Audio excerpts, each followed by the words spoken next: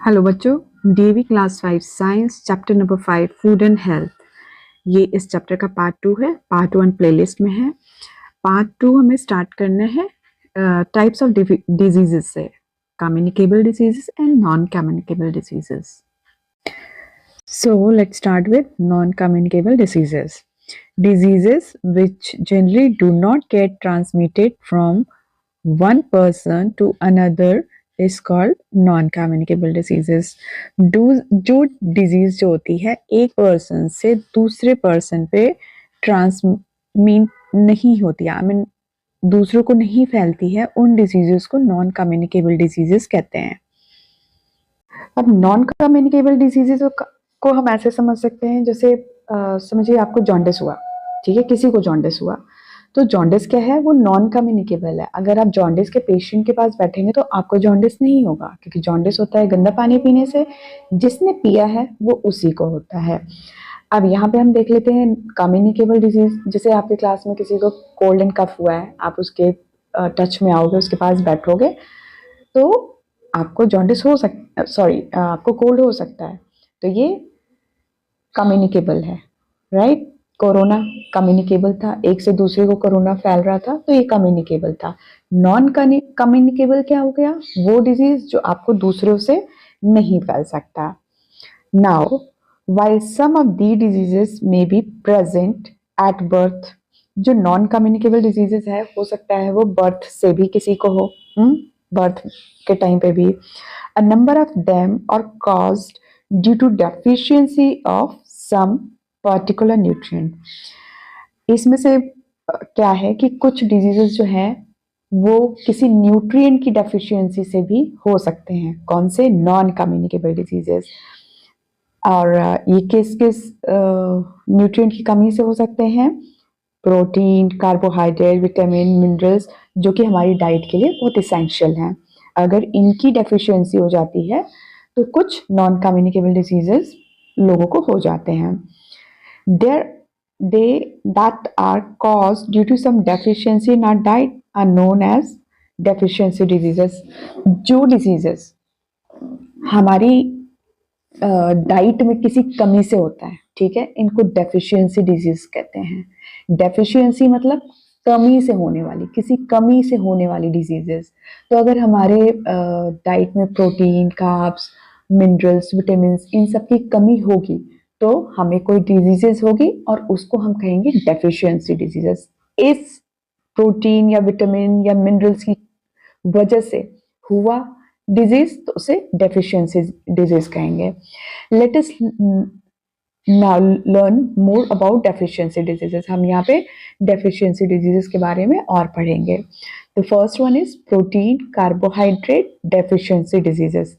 Protein और carbohydrate की deficiency से होने वाला डिजीज ये कौन सा है? Protein is a body building nutrient, we all know, right. So carbohydrate is an energy giving nutrient in our body. ये हम पहले ही पढ़ चुके हैं। प्रोटीन बॉडी बिल्डिंग है। जितने भी लोग जिम वगैरह जाते होंगे, देखो वो प्रोटीन पाउडर खाते हैं, पीते हैं, सॉरी। सो किस लिए? क्योंकि वो बॉडी बिल्डिंग के लिए जरूरी होता है। सो हमें अपनी बेसिक लाइफ में भी, नॉर्मल लाइफ में भी प्रोटीन चाहिए होता है। कार्बोहाइड्रेट एनर्जी हमें देता है। Now look carefully at the picture given above. In picture को केयरफुली देखने के लिए बोल रहा है। The child show in picture 1 look healthy and active, while the child in picture 2 look weak and sick. Okay, ये चाइल्ड क्या दिख रहा है? हेल्दी और एक्टिव दिख रहा है। और ये क्या दिख रहा है? वीक और सिक दिख रहा है, बीमार दिख रहा है ना, कमजोर दिख रहा है। The child shown in picture 2 is suffering from lack of protein and carbohydrate in his diet. ये जो बच्चा वीक दिख रहा है, इसकी डाइट में प्रोटीन और कार्बोहाइड्रेट की डेफिशिएंसी है। The following table list the main symptoms of protein carbohydrate deficiency diseases. अब ये जो पिक्चर है, ये इसमें हमें बता रहा है कि प्रोटीन और कार्ब्स की जो डेफिशिएंसी होती है उससे कौन कौन सी डिजीजेस हो सकती है। सो यहाँ अब हम ये देखेंगे प्रोटीन और कार्बोहाइड्रेट की डेफिशिएंसी से जो डिजीजेस होती हैं उनके क्या सिम्टम्स हैं। तो फर्स्ट सिम्टम है improper growth of the body. Okay, body का डेवलपमेंट अच्छे से नहीं होगा, ग्रोथ अच्छे से नहीं हो पाएगी। Then loosen skin and sunken eyes, loose हो जाएगी, जो स्किन होती है उसमें टाइटनेस नहीं रहेगी, और सनकन आइज़ बहुत अंदर को गड्ढे की तरह हो जाएगी। थिन एंड लाइट हेयर, बाल पतले हो जाएंगे और बहुत लाइट वेट के हो जाएंगे, मतलब क्वालिटी एंड क्वांटिटी दोनों ही नहीं रहेगी। Last one is person is inactive and get tired, जिसके अंदर भी प्रोटीन और कार्बोहाइड्रेट की डेफिशिएंसी होगी, वो पर्सन क्या होगा, वो इनएक्टिव होगा, अपने काम को एक्टिवली नहीं कर पाएगा और बहुत ईजिली टायर्ड हो जाएगा, बहुत जल्दी टायर्ड हो जाएगा, right. So these are the symptoms of what, protein और कार्बोहाइड्रेट की डेफिशिएंसी से होने वाली डिजीज़ेस के ये सिम्टम्स हैं। नाउ लेट्स सी कि प्रोटीन हमें किस किस चीज़ों में मिल सकता है। प्रोटीन हमें पल्सेस में मिलेगा, ठीक है, पल्सेस में मिल सकता है, मीट, देन एग, फिश में होती है, beans, then nuts, okay, these are the things from where we can get protein. Now from where we can get this carbohydrate? So for carbohydrate we can take rice, bread, chapati, okay, noodles. So हमें अपनी body में इन सब चीज़ों को appropriate amount में रखना है, जिससे कि हमें प्रोटीन और कार्बोहाइड्रेट डेफिशिएंसी डिजीजेस न हो सके। Now next page, children in the age group of 6 to 3 years, right, suffer from this type of deficiency diseases. कौन सी? प्रोटीन और कार्बोहाइड्रेट की डेफिशिएंसी वाला। If they do not get proper balance diet, then what happen, उनको protein और carbohydrate deficiency diseases हो सकती है। Now the second one is mineral deficiency disease, okay.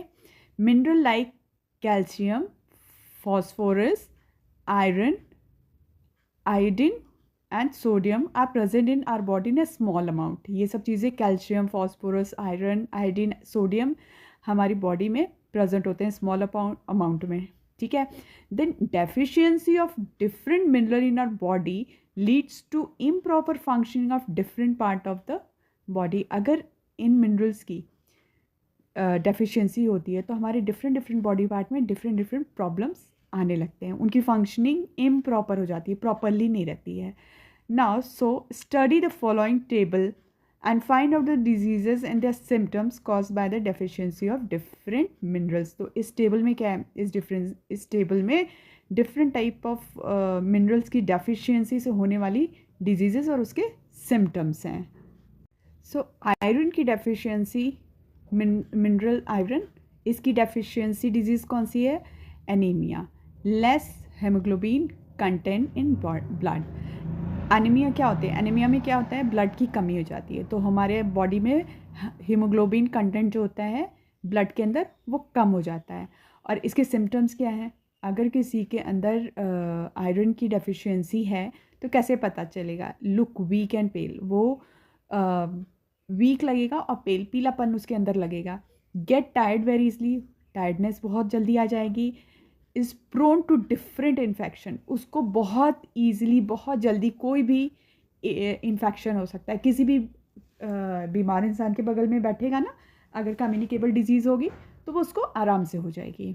Now calcium phosphorus, तो इसके सिम्टम्स क्या हैं? अगर किसी की बॉडी के अंदर इसकी डेफिशिएंसी है तो क्या सिम्टम्स हो सकते हैं? Weak teeth, loose their shine and whiteness, teeth जो है बहुत लूज़ हो जाएंगे ढीले से, और उनकी वाइटनेस चली जाएगी, उनकी में शाइन नहीं होगी। और नेक्स्ट वन क्या है? वीक, सॉफ्ट एंड फ्रेजिल बोन, जो बोन होगी, कैल्शियम से ही बोन बनती है, तो वो बोन क्या होगी? वीक होगी, सॉफ्ट होगी। Now the iodine, mineral iodine, इसकी डेफिशिएंसी क्या होता है? इसकी डेफिशिएंसी से ग्वाइटर होता है। ग्वाइटर क्या होता है? गले में, ये नीचे पिक्चर भी बनी हुई है, ग्वाइटर गले में इनलार्जमेंट ऑफ ग्लैंड इन नेक, नेक का ग्लैंड जो होता है वो बहुत कॉन्केव की तरह निकल आता है। और इसके सिम्टम्स क्या हैं? A person so swelling in the neck region, right, retarded growth, बहुत वो हो जाती है, बहुत स्लो हो जाती है, कम ही हो जाती है बहुत। मेंटल डिसऑर्डर, मेंटली भी इंसान बहुत चिड़चिड़ा और बहुत सारे डिसऑर्डर्स उसके अंदर होता है, डिप्रेस सा फील करता है। देखो ये पिक्चर है ना, इसमें क्या है, इसके नेक जो है इसमें ग्वाइटर हो गया, वो स्वेलिंग हो गई है। Now the do you know box, haemoglobin is a pigment found in blood. ठीक है, होमोग्लोबिन एक पिगमेंट है जो ब्लड में पाया जाता है, which transport oxygen and provide red colour to blood. ये होमोग्लोबिन ब्लड में जो है ऑक्सीजन देता है, ठीक है, ट्रांसपोर्ट करता है, भेजता है, और हमारे ब्लड को रेड कलर प्रोवाइड करता है। Okay, now vitamin deficiency. Vitamin की डेफिशिएंसी से क्या होता है? In class 4 we have already learn about this the type of vitamins. हमने विटामिन की टाइप्स पढ़े थे, देयर फंक्शन एंड सोर्सेज, हमने उसके सोर्सेज और फंक्शन भी पढ़े थे। Let us study the table given below to find out the diseases caused by the lack of different vitamins. यहाँ पे हम different vitamin की deficiency से होने वाली diseases के बारे में पढ़ेंगे. So, vitamin A, B, C, D ये है deficiency diseases and these are the symptoms. तो विटामिन ए की डेफिशिएंसी से कौन सी डिजीज़ होती है? नाइट ब्लाइंडनेस, हमें देखने की प्रॉब्लम आती है। तो इसके सिम्टम्स क्या है? अगर किसी को नाइट ब्लाइंडनेस हो तो हमें कैसे पता चलेगा कि उसको नाइट ब्लाइंडनेस है? मीन्स विटामिन ए की कमी है। That person will unable to see in dim light. Dim light में विटामिन ए की डेफिशिएंसी वाले पर्सन को देखने में प्रॉब्लम होगी। डलनेस इन आइज, आइज में डलनेस सा फील होगा। Dry and scaly skin, skin क्या होगी? बहुत ड्राई सी हो जाएगी, स्केली हो जाएगी।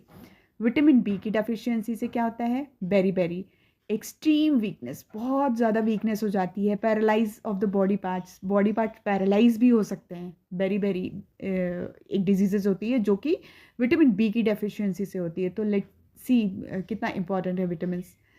Now vitamin C, scurvy. Scurvy में क्या होता है? सिम्टम्स क्या है? सॉलन एंड ब्लीडिंग गम्स, दांतों की मेन प्रॉब्लम होती है। गम्स जो होते हैं, हमारे टीथ जो होते हैं, उसमें से ब्लीडिंग होती है। लूज इन टीथ, टीथ धीरे धीरे लूज होने लगता है। पेन इन जॉइंट्स, जॉइंट्स में पेन होता है।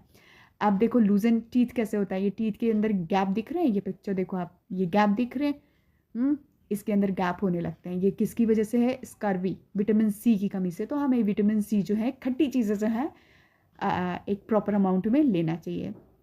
Now vitamin D, rickets, soft and weak bones, bow shaped leg. यहाँ पे देखो इस बच्चे का लेग देखो क्या हो गया? सॉफ्ट एंड वीक बोन्स बहुत सॉफ्ट हो जाती हैं, वीक हो जाती हैं, तो किसी भी शेप में मुड़ जाती हैं। तो इसके लेग्स क्या हो गए?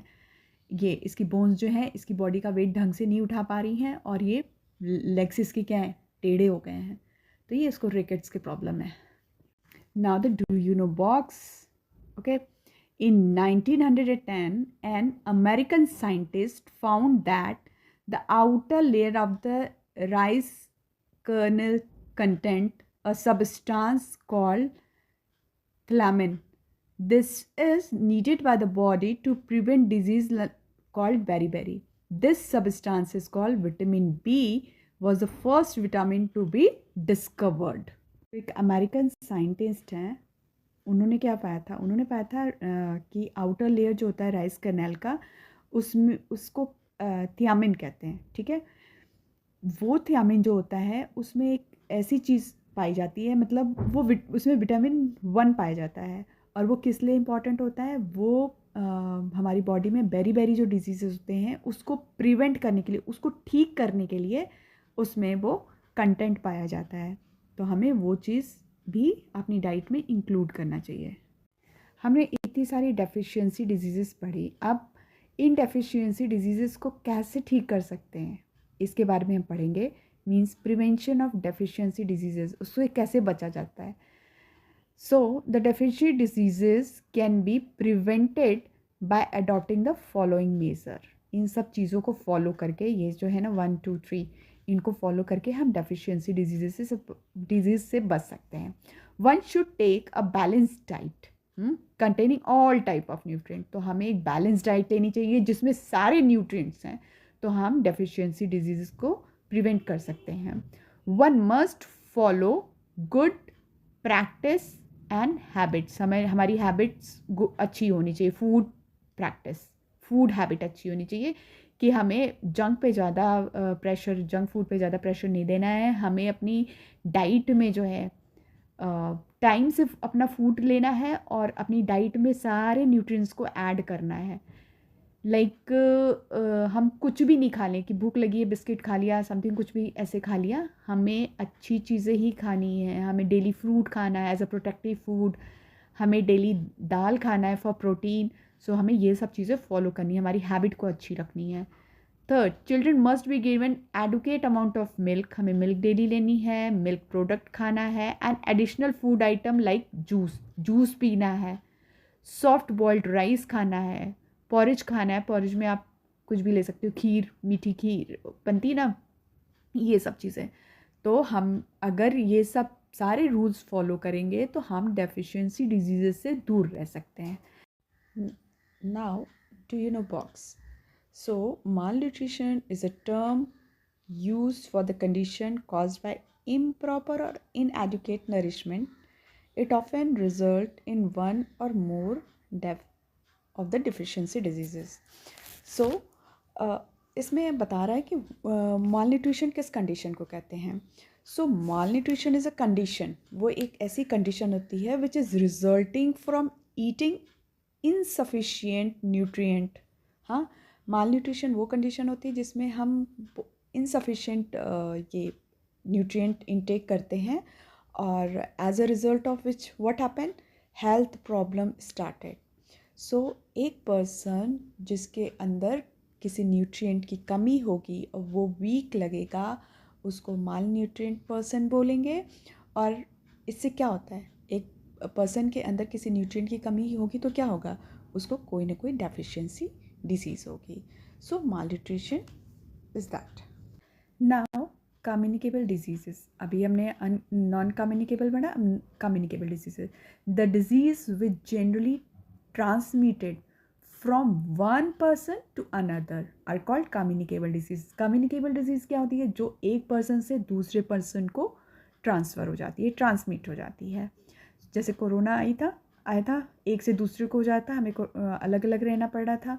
सो कम्युनिकेबल डिजीजेस वही है. कोल्ड एंड कफ, कोल्ड किसी को होता है क्लास में तो सभी को हो जाता है. The diseases are transmitted either through germs, bacteria, virus, fungus और लिविंग एजेंट्स. ये किससे होता है कम्युनिकेबल डिजीजेस के लिए, क्या पता है, germs, okay, bacteria, virus, fungi, non living और लिविंग एजेंट्स के थ्रू होता है. Just the germs enter the body of a person through nose और माउथ और फूड एंड वाटर टेकन. ये दो तरीके से होता है, नोज़ और माउथ से होता है. नोज़ और माउथ से हम ब्रीदिंग करते हैं, उससे अंदर चला जाता है. और फूड से होता है, फूड और पानी, जो भी चीज़ हम इनटेक करते हैं उससे. Now ways by which communicable diseases spread. What are the ways जिससे कम्युनिकेबल डिजीजेज स्प्रेड होते हैं. The first one is by insects.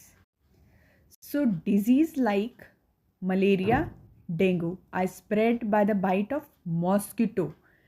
Plague is spread by fleas. तो इंसेक्ट्स के थ्रू कौन सी बीमारियाँ होती हैं, मलेरिया और डेंगू किससे होता है, मॉस्किटो से होता है, ओके. और प्लेग किससे होता है, स्प्रेड बाय फ्लीज जो होती हैं उनसे हमें प्लेग होता है. Now the second agent which spread communicable diseases by air, water and soil. So air, water and soil are non living agent.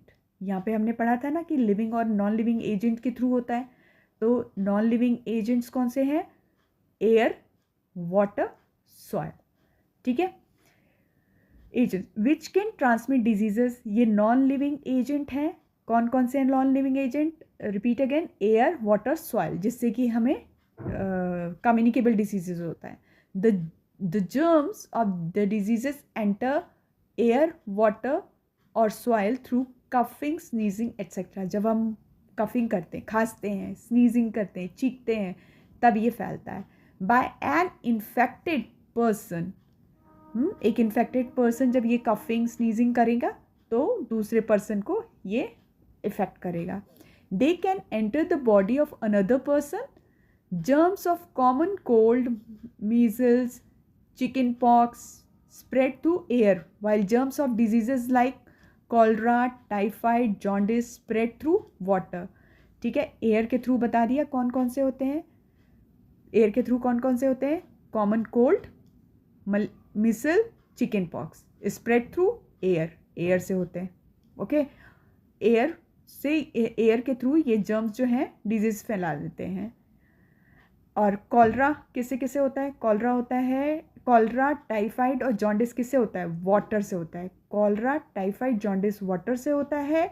Air से मीजल, चिकन पॉक्स, कॉमन कोल्ड होता है. Okay, it's all about communicable disease. Now, how we can prevent ourselves from communicable diseases?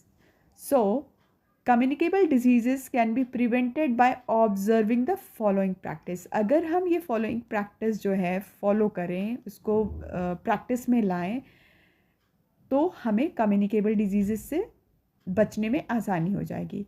All the articles and cloth of infected person to should be disinfected. जो भी infected person होता है, जैसे जिसको cold है, उसके कपड़ों को क्या करना चाहिए? डिसइंफेक्टेंट करना चाहिए. जैसे कोरोना में क्या कर रहे थे हम बार बार हैंड वॉश कर रहे थे, ये सब चीज़ें कर रहे थे ना, तो डिसइंफेक्टेंट से हैंड वॉश कर रहे थे, हैंड को बार बार साफ़ कर रहे थे.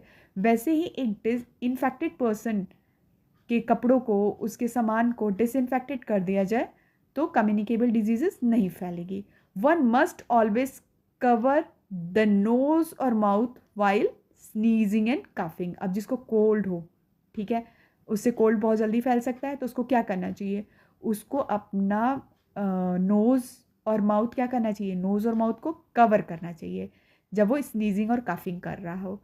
Third one, the surrounding must be kept clean and hygienic. हमारी सराउंडिंग साफ़ सुथरी होनी चाहिए. जितनी सफाई होगी उतने ही हम हेल्दी रहेंगे. Now the fifth one, what is the fifth? Water must not be allowed to stagnate around home, right?